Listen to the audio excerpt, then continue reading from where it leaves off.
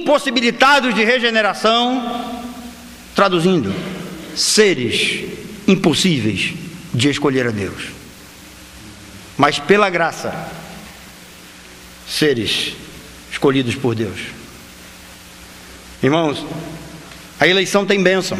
A eleição de Deus traz as bênçãos da justificação, da regeneração, da santificação, da adoção, entre outras. Depois, com mais calma em casa, deem uma lida. Qual o significado de cada ato desse? Ontem eu conversava com um irmão que aqui está, e ele é advogado, e eu tenho um fascínio por advocacia. Eu fui pastor num município onde não tem advogado profissional, e aonde não tem advogado profissional, o juiz decreta que pessoas atuem como rábulas. E eu descobri uma coisa fantástica atuando como rábula. Grande parte dos termos que nós usamos nas Escrituras são termos jurídicos. Adoção, justificação, regeneração, são termos jurídicos. E o advogado tem uma visão ampla disso, ele pode ter um conhecimento a mais. Eu estava até brincando com ele, com o conhecimento de Bíblia que eu tenho, conhecimento de advocacia dele, eu ia longe. Com essa voz eu ia mais ainda.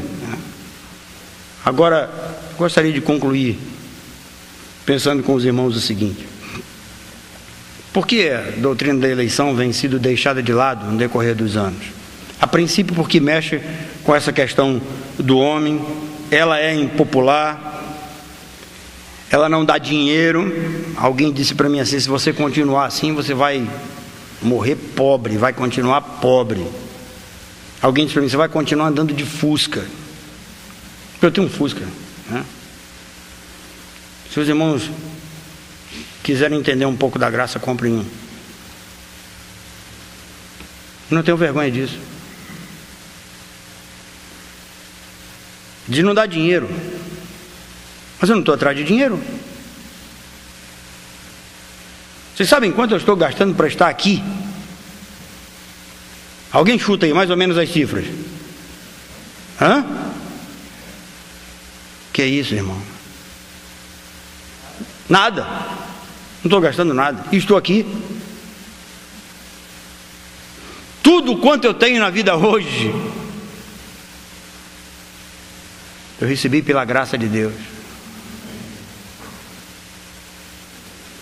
E eu tenho tudo que você possa imaginar, que é básico para um ser humano, eu tenho. Nós não precisamos de mais nada. Precisamos apenas da graça de Deus. E por que as pessoas se preocupam com a falta de dinheiro, com a popularidade, em querer aparecer? Eu quero terminar, irmãos, chamando a atenção dos irmãos para 3 princípios que nós podemos aprender da ética. São alternativas éticas. Primeiro vem o princípio deontológico. Esse princípio diz o seguinte: ele se estabelece quando o certo e o errado é determinados por padrões pré-estabelecidos que valem para a vida toda. E aqui nós vamos ter que pensar 2 coisas: ou nós seguimos o que as Escrituras diz, ou nós seguimos os que os formadores de opiniões dizem. E eu prefiro ficar com as Escrituras. Eu sinto muito quem disse o contrário, mas a Bíblia diz que Deus me escolheu antes da fundação do mundo, para que eu seja santo e irrepreensível perante Ele, não é perante o mundo. E Ele me escolheu em amor. E me adotou. Me colocou na sua oliveira de primeiríssima qualidade. Foi Ele. Por isso que eu dou a Ele toda a honra e toda a glória.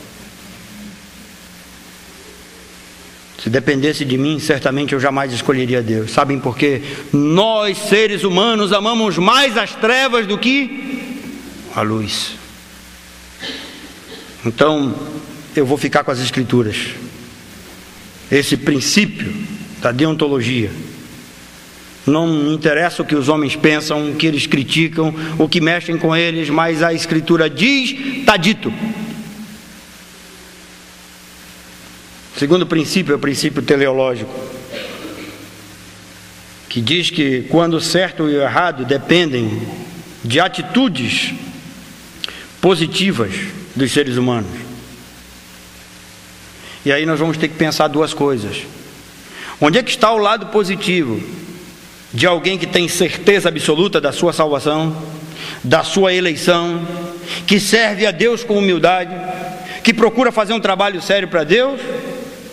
Ou o bom resultado é esse do oba-oba, que atrapalha, que cria escândalos, em que as pessoas transformaram a igreja em centro de convenções e entretenimento, as pessoas vão lá para se entreter, e aí o sujeito pula, grita, delira, e aí você pergunta, como é que foi o culto? Foi uma bênção. Mas sabe por quê? Porque ele liberou adrenalina e depois as endorfinas deram a ele aquela sensação de prazer, de alívio. Aí você pergunta, onde foi que você cresceu espiritualmente falando? Então, a meu ver, o benefício que a palavra traz é, sobretudo, crescimento na graça, no conhecimento e na relação com Deus. O terceiro princípio é o princípio situacionista. Diz-se deste princípio quando o certo e o errado estão vinculados ao contexto social e cultural onde as coisas acontecem. Vocês sabem por que nós somos minorias? Eu estava brincando, pastor, por que nós somos minoria? Porque muitos são chamados, mas poucos escolhidos. Não tem problema. Mas, irmãos, se nós olharmos os padrões do mundo atual, você abre a televisão, o que você encontra lá? Pentecostalismo, neopentecostalismo. Você vai nas editoras e se você puder levar, eu achei legal a promoção, mas se você puder levar o número maior de livros que você puder levar daqui, leve. Você vai estar levando boa literatura. Uma vez eu entrei numa livraria e tinha assim, bom dia com Deus, café com Deus, bom dia Espírito Santo, coisas assim. Então você pega os padrões da nossa sociedade, são padrões completamente alheios de Deus, e aí cria-se o princípio da maioria. Não, nós temos a maioria, temos a razão. Quem disse isso? Irmãos, o que tem de frase mentirosa nesse mundo? A voz do povo e a voz de Deus é papo furado. Deus odeia o pecado, mas ama o pecador. Quem pratica o pecado? Juridicamente, esse pecado deve cair sobre quem? Sobre o pecador. E Paulo diz que nós somos inimigos de Deus, atuando na velha natureza. É preciso esse ato de escolha, de justificação, de regeneração, de santificação, para que sejamos novas criaturas. Então, queridos, pensando nisto, nós vamos olhar para Lídia. Paulo pregou, e o texto diz, Atos 16:14, o Senhor lhe abriu o entendimento para compreender as coisas que Paulo pregava. Atos 13:48, Paulo prega, os gentios, ouvindo isto, regozijavam-se e creram todos aqueles que foram destinados para a vida eterna. Esses princípios dos nossos dias não devem nos empolgar. Nós não podemos estar atrás de números, de quantidade, de festa, de oba-oba. Não vai nos levar a nada, a não ser a subversão das Escrituras e das suas doutrinas. Portanto, quero terminar dizendo aos irmãos o seguinte: assim como Deus destinou os eleitos para a santificação, salvação e fé na verdade, assim também pré-ordenou todos os meios que conduzem à vida eterna. De maneira eficaz, Deus fez isso com todos os seus eleitos. Eu sei que é impossível, irmãos, esgotar tão nobre assunto em tão pouco tempo. A doutrina da eleição, como eu disse, fere o ego humano, reduz o homem ao pó e o faz reconhecer que o conjunto da criação só pode ser explicado por meio de uma vontade livre e soberana, a vontade de Deus. Ele, de fato, é Senhor. Ele é capaz de dominar tudo, os elementos, e determinar aonde a sua graça, de fato, vai atuar. Os resultados dos decretos não é uma fé cega. Nós não seguimos uma fé cega, mas é uma verdade provada hoje e explicada da matemática à física quântica. É só estudarmos. Portanto, queridos, que o Senhor nos abençoe e nos guarde, e nos habilite a exercer um ministério que redunde sempre na glória do seu santo nome. Vamos orar.